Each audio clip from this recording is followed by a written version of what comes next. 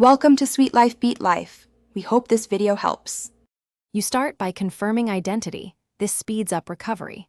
First, check that you know the Apple ID and the last password you used. Next, gather trusted phone numbers, recovery email, and any two-factor devices. Once done, make sure the device is charged and online because Apple's servers require a live connection.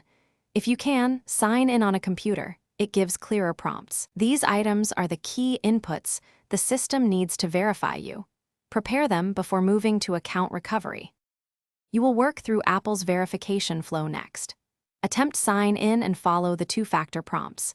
When a trusted device or phone number appears, approve or enter the code immediately. If you lack those devices, choose account recovery. This begins a timed process and explains the estimated wait. Make sure you record any verification codes and answer security questions accurately because inconsistent answers delay recovery. Once verification is accepted, you'll be prompted to reset the password. You finish by resetting the password and signing back into Icloud on every device. This restores syncing and keychain access. Make sure you enable two-factor authentication and add at least 2 trusted phone numbers plus a recovery contact to prevent repeat locks.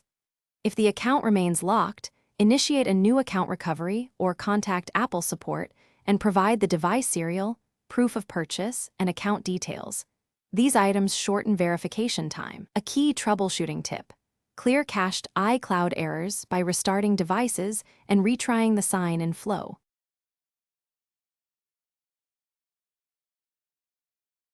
Thanks for watching.